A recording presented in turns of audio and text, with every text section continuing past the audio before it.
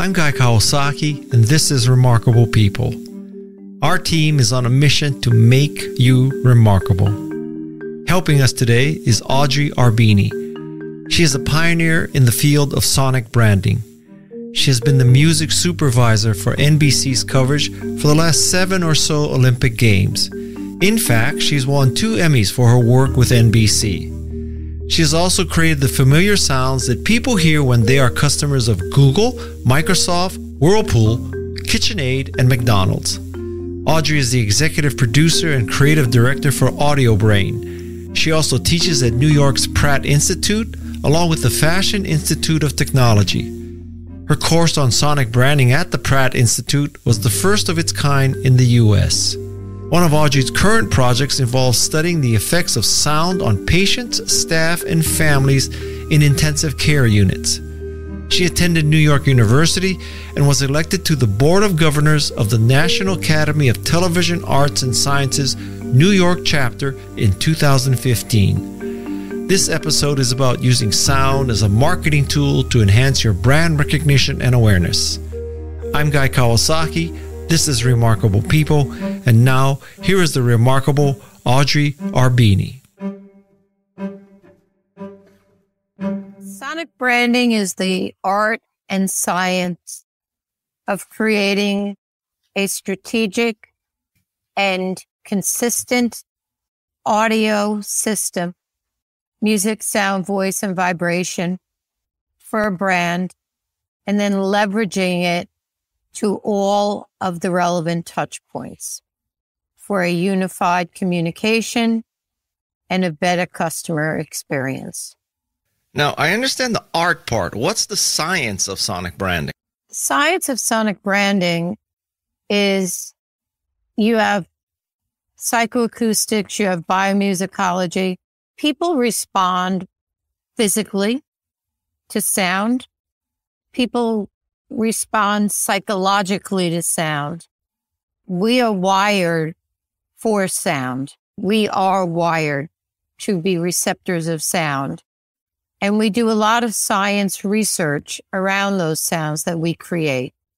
We used to involve the clients in that. Now we present it to them because it's pretty heady when we want to make sure that there's that emotional feeling. When you can create that emotional feeling, that would be in your psychoacoustics. So there is a science to it. There is a methodology to it. There's branding to it. There's creative to it. There's strategy to it. And does it touch all points? Let's take a car example. Let's say you're doing sonic branding for a car. Does it start with the noise that it makes when you sit inside, the bings and the pings, and then you start the engine and then your console is coming alive? Is it every single sound is planned? Usually, yes. Because what we do is we do a discovery and a research phase. So we want to make sure that we understand the brand, where the brand is going, what the brand stands for. So if it's a bank and they're secure, we don't care about that. That's table stakes. You should be secure if you're a bank. But what we do is we do a tremendous amount of research.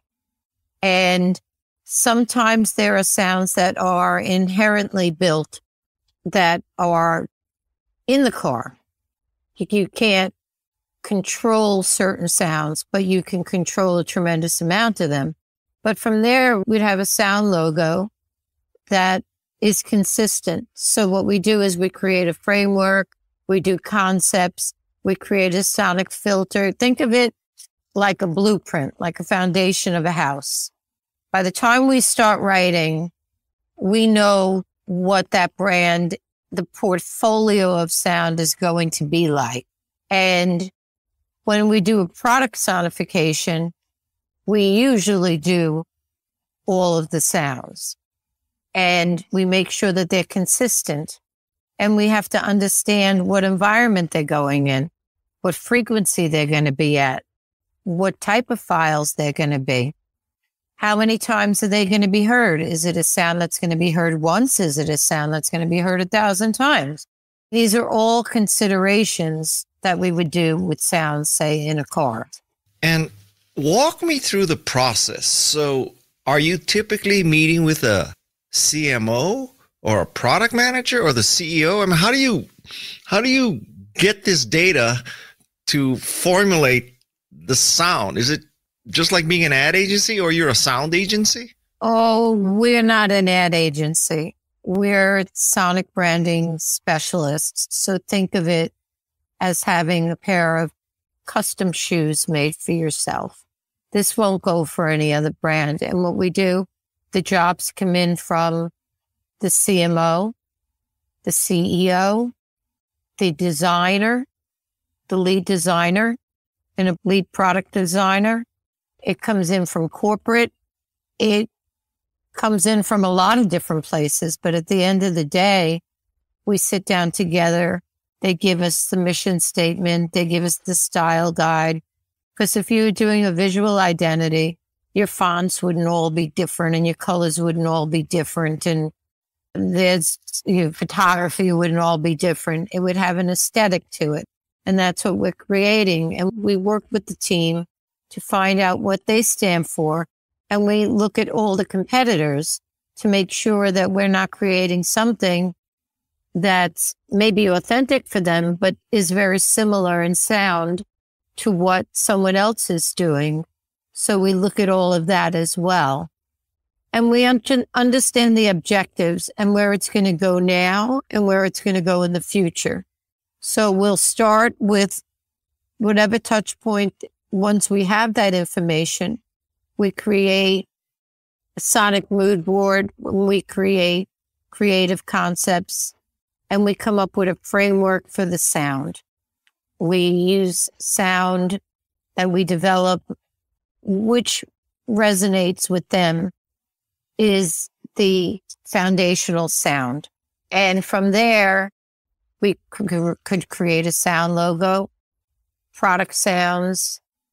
We could create different styles for a child, for a heartfelt and emotional, for a party and energetic, for virtual reality, for a chatbot, voice branding.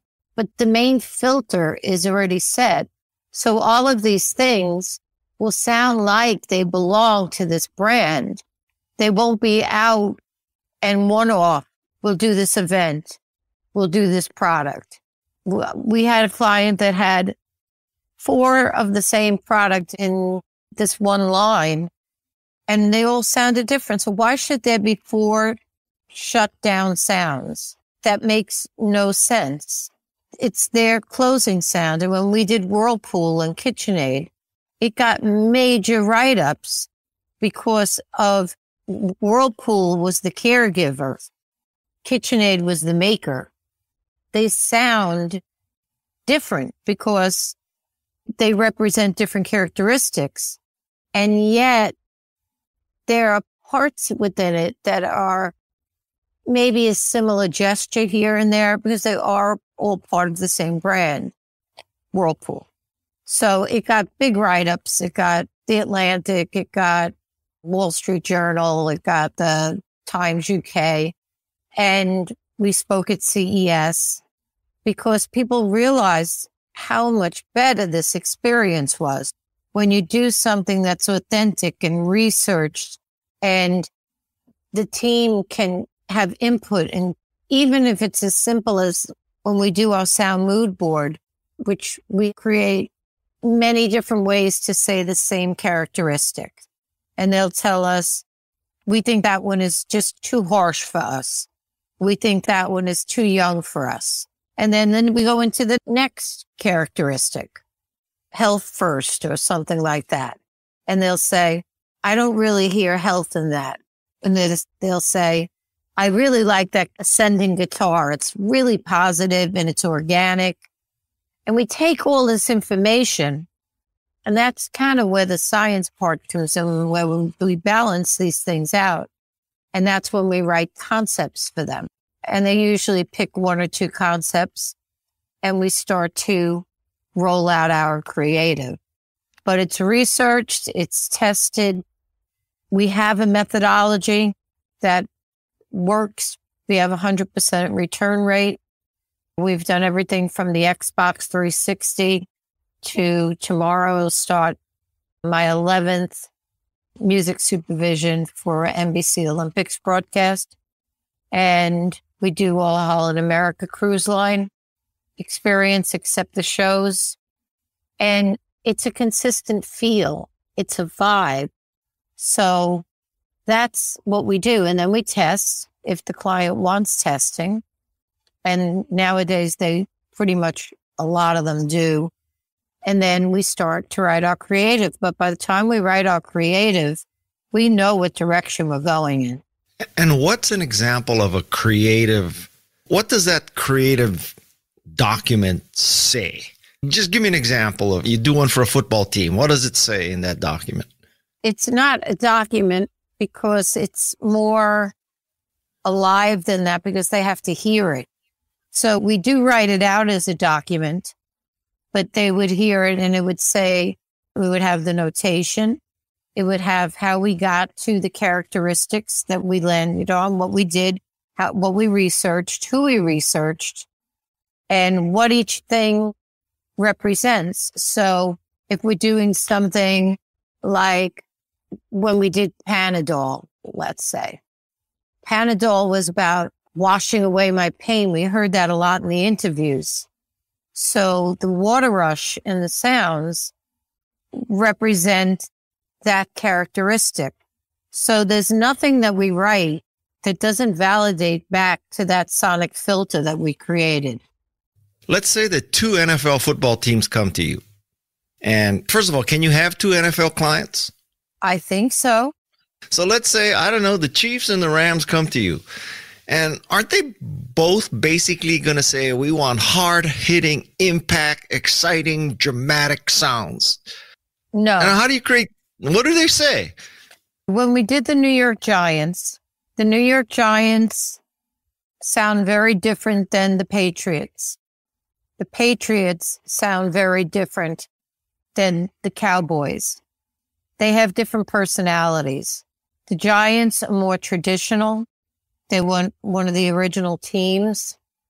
They're steeped in a lot of heritage. They're a very humble team. You usually don't see a lot of roughhousing and grandstanding. They have a real fraternal, very fraternal organization.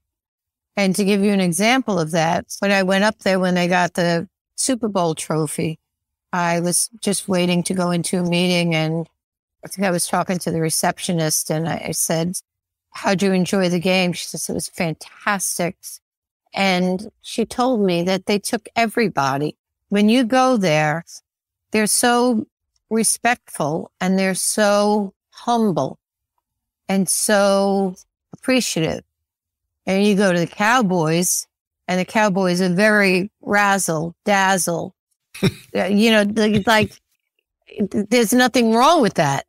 They just have a different personality. The Bengals right now, there couldn't be a bigger underdog than the Bengals. You know what I mean? The Bengals would sound different. So we assess their personalities. Just because they're football teams, we will make that big piece, but they won't sound identical. One might be flashier. The Giants one, which I don't know if I sent you or not, is a combination of traditional. It's also contemporary. So that blends its heritage with its modernism. And that's how we work our brands. We live them.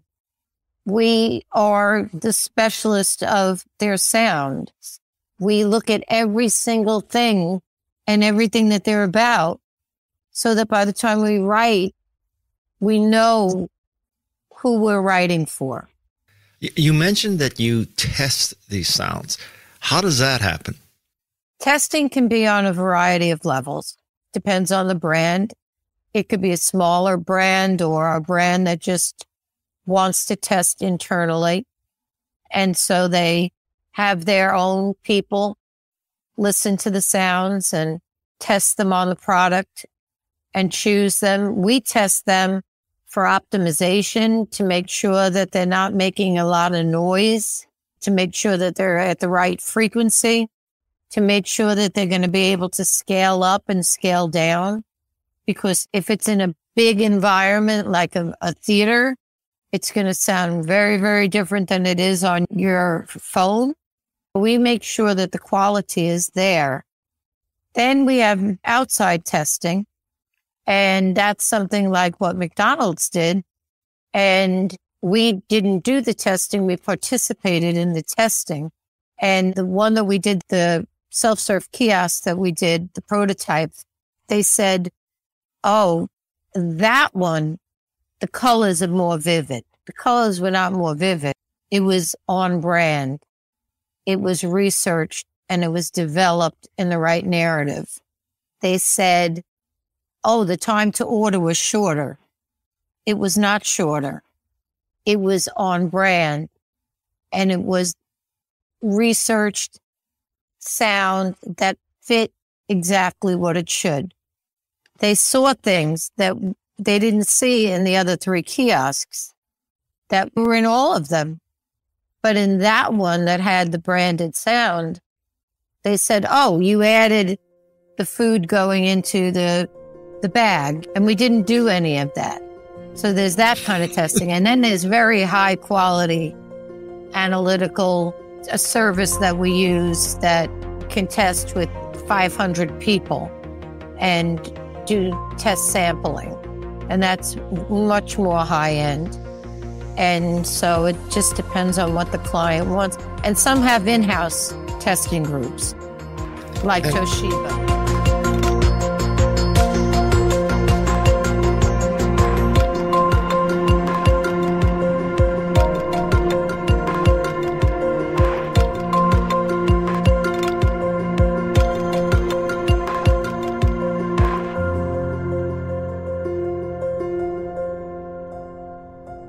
And at the end of this process, you have this sound. You probably have a collection of sounds, right?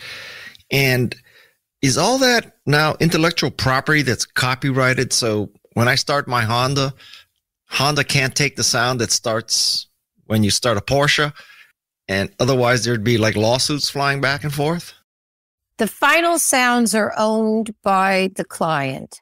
The remaining sounds go back to us. So we have them reviewed by musicologists for originality. And more we're getting where we can copyright varieties of sounds because people are realizing that sound is just as important as your visual logo. So if another chip company made something that sounded like Intel Inside, Intel would sue them? Probably. Would they win? Probably. Is this a relatively recent development? Or I'm fundamentally from the marketing world, right? And until this interview, it never occurred to me that there's so much to sound. There's all about the user interface, the user experience, the marketing materials, all that kind of stuff. But everything's visual. So when did this happen? Or am I just a dinosaur? I'm just catching up right now. The funny thing is that I'm doing this for 25 years. So I've done IBM ThinkPad. That's a long time. 11 Olympics is 25 years. HBO has been doing it forever. Disney has been doing it forever. And it's not that it's new. It's just that people didn't put a value on it. They'd say, oh, my neighbor could do this on GarageBand. And it was the first thing to be cut. It was the first thing to be cut on a line item. But then certain things happened in the past few years, but it's always been there. We've done projects, like I said, for 25 years. Then 3 or 4 different things happened. One, the technology got much better for us to put great sounds in products. So instead of buzzers and beeps and piezo sounds, we became able to put full quality, beautiful sounds into products. Second is that the customer is in the driver's seat now. That's all because of digital media. They know, look what happens when somebody says something controversial and all of a sudden the entire world knows that. You line up the brand's sound logo, advertising, video bookends, room warming soundtrack, events. And if they're hearing a whole bunch of different things, music on hold, and they're a really cool brand, but then they have easy listening on hold, it kind of disconnects them from the brand. And now you have digital advertising. So that's another element in there. And you have OTT. The customer is absolutely in the driver's seat. They have options. They'll move on. They have access to everything new that's coming out, and they will switch. They get a headset. They like it. They tell their friends, things like that. And the third thing, which I think is the most important, because you're an evangelist, so you know this for a fact, is that we need to have an emotional connection. And the emotional connection is paramount. People want to be connected emotionally to brands now. You don't just put an ad on TV. They want to interact with it.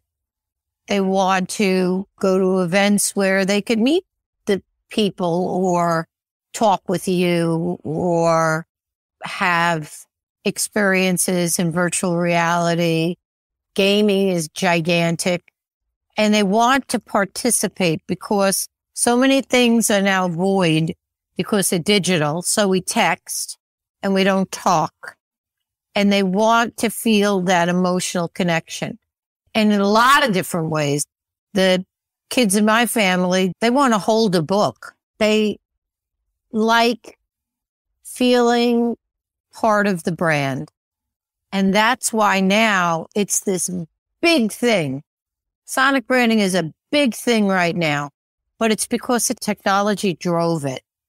And then the disconnect technology caused in certain areas pushed it even further. So when I watch NBC coverage of the Olympics, what am I hearing that you did? What we do is we're there to be a resource.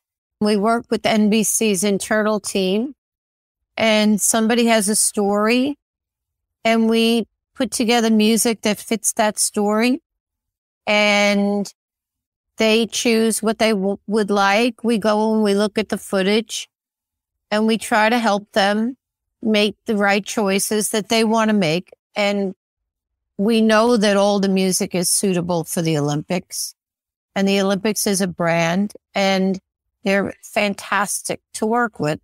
When you say NBC has a story, are you saying the big picture story of the entire Olympics, or this is the story of one athlete that they're featuring? Both. I could remember years ago, you would have an athlete that nobody knew and nobody expected to win, but their story was really interesting. And all of a sudden, people wanted to see them. They cared about them. And that's the whole thing, whether it be the Olympics or anything else. You want people to care. So let's say that Simone Biles says, I'm not going to participate in this event for mental health. And she does that. And so now NBC has to cover that. And you're right there side by side creating sounds for that story that just happened a few hours ago? No. And I can't talk too much about NBC. Let's suppose that I'm a small business person. I'm not NBC. I'm not the NFL. I'm not the Giants. I'm not Intel. I'm not Hyundai. I'm just a small business owner. And I'm thinking, well, okay, I understand how they can all do this, but I have one store. I have one restaurant. I have a small software company, a consultancy. What am I supposed to do with sonic branding?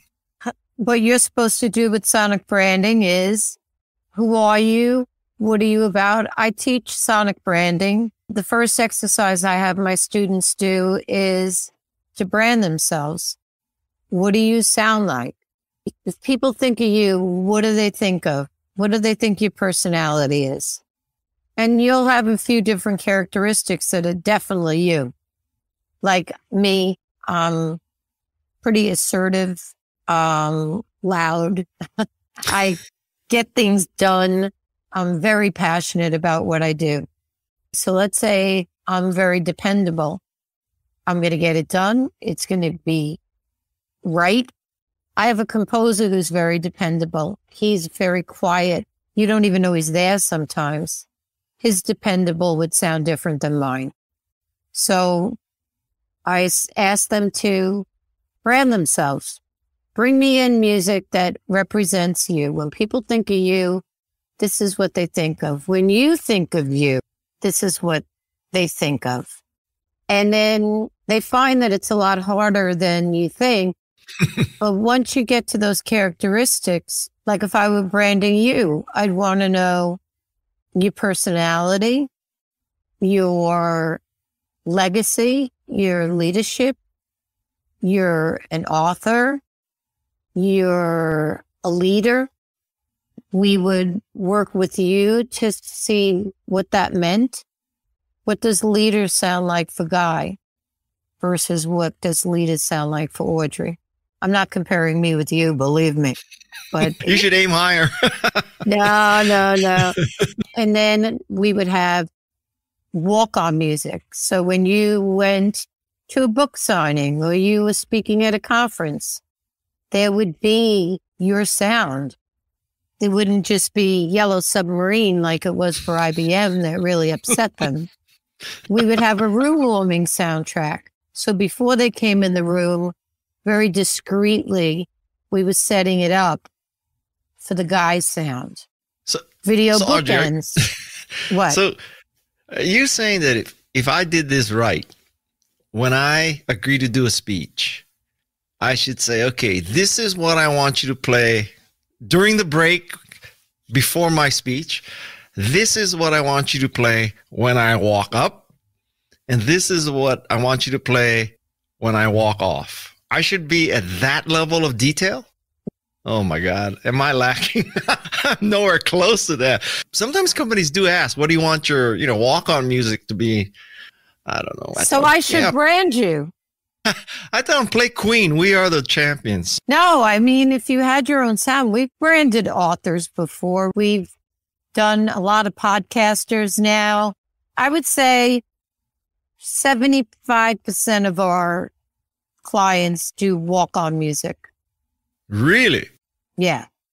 And they'll do different versions for different people, but they're all similar. I feel so suboptimal, Audrey. Oh my God, you ruined my day. So what do you do for a podcaster? What should a podcaster do? We do the same process we do for everyone else. We do a room warming soundtrack because people are going to be filing in to hear them speak. For their podcast, we do a podcast open. We do transitions for when they say, this podcast is brought to you by whatever. Or my next guest is so-and-so, and then a closeout, and then a walk-on for when they go speak places. And Emily Binder from Beetle Moment, and she said, Audrey, 2 things happened to me. One, I was speaking and they were playing my music before, like, I was speaking. And somebody went up to them and said, is Emily speaking? That's Emily's music.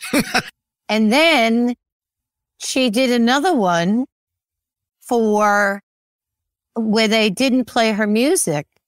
She said, and it felt really weird because she's so used to, and her audience is so used to her music. And it's great. I'll send it to you. I'll send you two podcasts. They're great. I feel like such a failure right now. Oh my God. Oh, stop it. You're a failure. You gotta be kidding me. So let me ask you, let's suppose it's a hypothetical podcaster, and says, all right, Audrey, how much is this going to cost me? So how much does it cost a podcaster to do this? Roughly. I'm not going to hold you to this, but I'm just curious. Is it hundreds of thousands of dollars? Because no podcaster can afford that except Joe Rogan, and you probably don't want to do Joe Rogan. Not today. We'll put some Neil Young music for Joe Rogan. We're all about making it work. Yeah. So we've done them for $10,000, $20,000. You know what I mean? They don't have the money. Yeah. We'll see what they have and work with what they have. Maybe we don't do all of those things, but we make sure that they get a sound, at least their podcast open, and then they could use that as their walk on. If it was Joe Rogan, yeah, we charge him more money. But I'm talking about you general podcaster. No, it's pretty reasonable. And it means a lot to them. I'm afraid to tell you what we did for the music for my podcast. So what do you think we did? I went to some royalty-free music sites and bought music. And I bought some and I played it with the rest of the team. And we said, okay, so this one is it. And we just went for it. That's it. That was so, I don't know if we paid $10 for that thing, something like that. And that was it. And what happens when somebody else uses the same piece? First of all, it's not clear to me that I would ever notice that, because how would I know if some other podcast has my music? But you're right. That could easily happen. But it's not you. It's not you uniquely saying Guy Kawasaki. Our music says your characteristics, your intelligence, your leadership, your authorship, your career, what makes you and nobody else.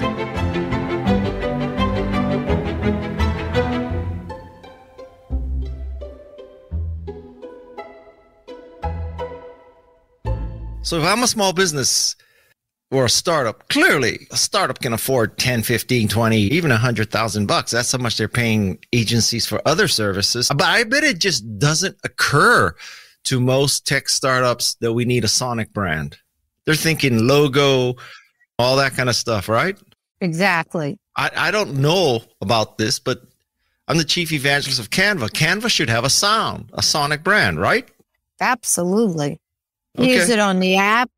Once you do it, it could go so many places because of the way we craft it. We craft a blueprint, a foundation. Once we do that, video bookends, sounds, they're all already somewhat established. So let's assume that the client is bought in, does it, and then you've begun the discussion, all this kind of stuff. Now, how do you actually get the sound made?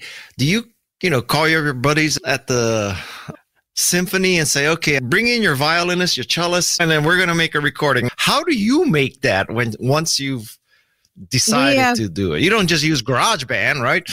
We have in-house composers.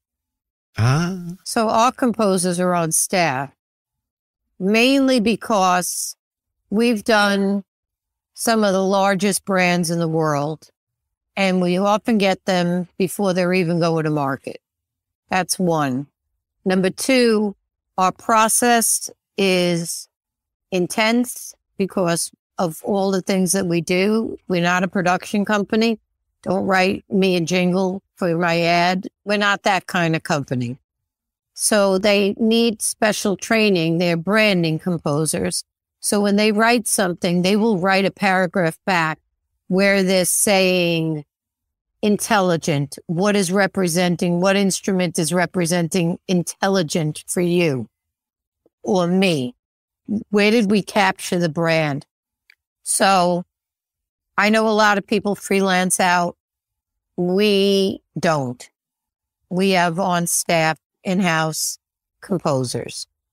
We deal with a lot of confidential matters.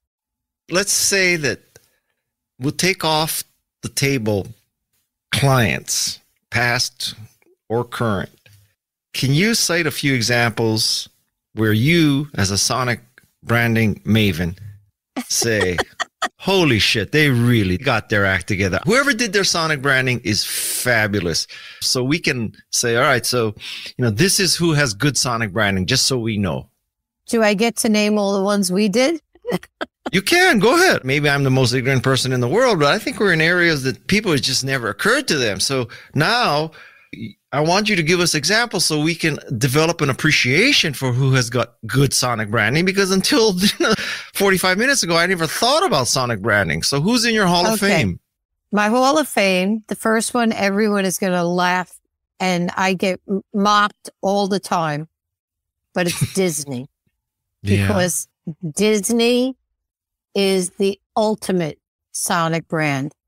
If you call up for that Disney cruise, you can fly. I'm telling you, while you're on hold, you're going to believe you can fly. Everything, when you walk out, when you're in the park, when you're walking up the ramp, when everything is sonically branded in a very consistent way, in an amazing way. I think that they do a fantastic job, and they're my number one. If I had to say somebody that across for many years is consistent, the other one is NBC. NBC, if you listen really closely, you listen to how many times you hear the NBC sonic branding throughout the day, whether it's going into the nighttime shows, whether it's in between commercials, whether it's on a show. They do an excellent job on that. HBO, I'm very disappointed to hear that they're changing their sound, because they're one of my favorites and they're ultimately consistent. Apple used to be a real favorite of mine, because everything from when they came out with Think Different and on was unbelievably consistent. But it's getting a little different now, here and there. So I wouldn't put it on my top 5 list or whatever. But those are brands I like. I like what Abbott does, and I didn't do Abbott, but I like what Abbott does with their sound logo. And I haven't deciphered it yet. Abbott has the exact same logo, but sometimes it's like 3 instruments, sometimes it's 1 instrument, but it's the exact same logo. And I'm going to try and figure out, there has to be a pattern to it. Like, is one pharmaceuticals? What are the differences? I haven't had time to do it, but I really enjoy what they've been doing. And, I could go on and on. I think Google does a great job. Let's take Apple as an example. Sprite. Let's take Apple as an example. Now, it's been decades since I worked there, so I don't really know how it works inside anymore. But I have never heard the term sonic branding when I was there. Frankly, everything branding was just whatever Steve Jobs likes. That was a very simple test. So now, are you saying that at today's Apple, is there some VP of sonic branding at Apple who says, okay, the startup sound on the iPod, iPhone, iPad, when you walk into the store, when you boot a Macintosh, when a Macintosh shuts down, all that is going to be working out together and all sonic branding consistent. Such a position exists in these companies? Yes. Wow. I feel like I've been brought out of the dark ages. I'm not sure there's one at Apple, which makes me think that there might not be, because it's not consistent across the board all the way, like it used to be with Steve. But Steve Jobs, when I did the Apple iDVD 3 software, he wanted somebody who didn't know how to do a DVD, a dad doing a dance recital, to have default sound. So if they didn't know how to put their own sound in, they had default sound. One is theater, one is celebration. They were all on brand for Apple. And the only people that listened to it was Steve Jobs and the creative director being done. And that's why it was so consistent. Well, if it takes a Steve Jobs to be consistent, we're doomed. So, Audrey, do you have a Hall of Shame that you can mention? And for this, I say someone in the Hall of Shame is, you would say to yourself, oh my God, those people have infinite money. How can they have such a crappy sonic brand? Yeah, I do, but I would prefer not to go there. They might never become your client if we list them. And neither might anybody else, because they might say, I might be the next one she says that about. Okay, fair enough. If I'm an entrepreneur sitting out there and say, okay, I get it, Audrey, thank you for opening my eyes, removing the scales from my eyes. I understand sonic branding is important. What's my next step? You have to be really careful nowadays because sonic branding, there used to be like 8 companies.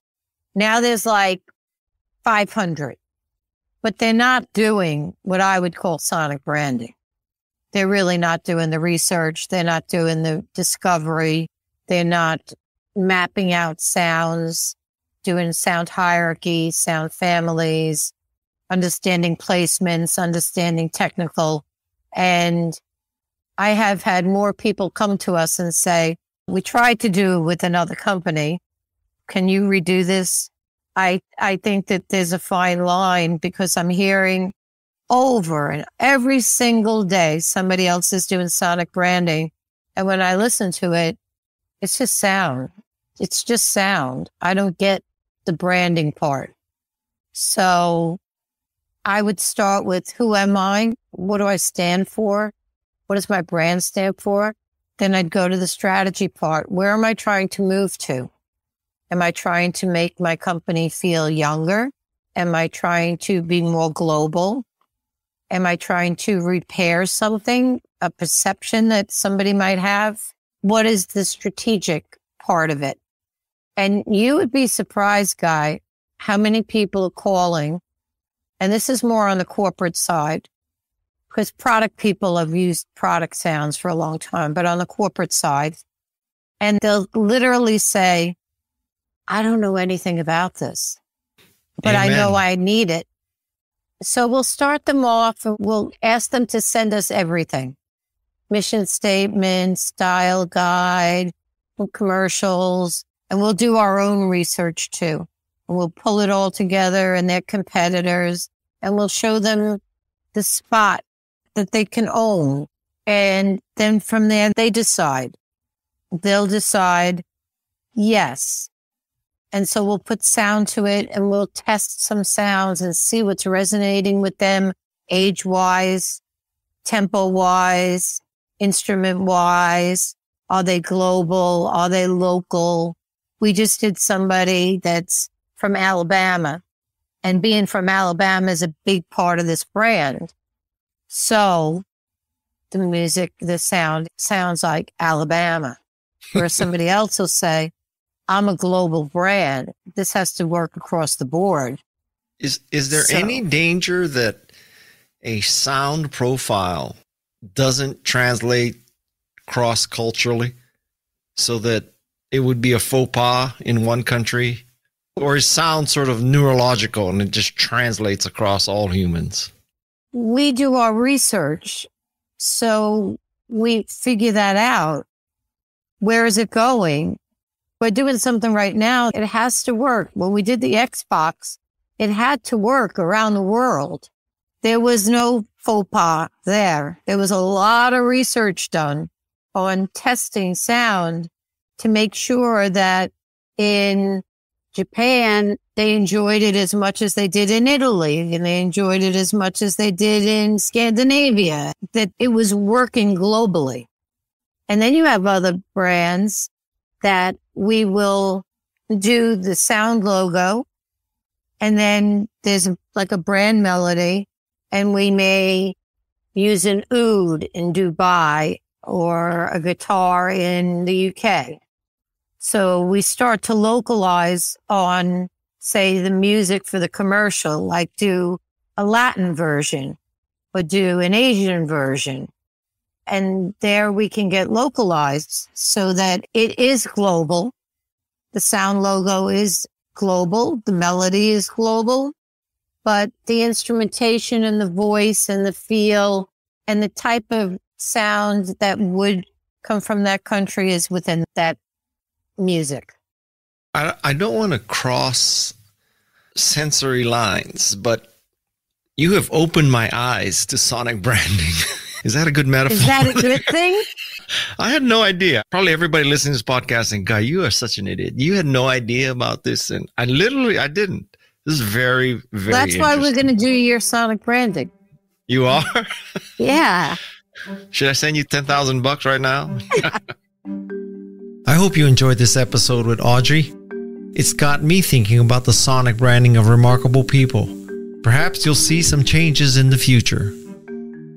Until then, the Remarkable People team is on a mission to make you remarkable. The team includes Jeff C., Peg Fitzpatrick, Shannon Hernandez, Madison, the drop-in queen of Santa Cruz, Nismer, Alexis Nishimura, and Luis Magana. Until next time, mahalo and aloha.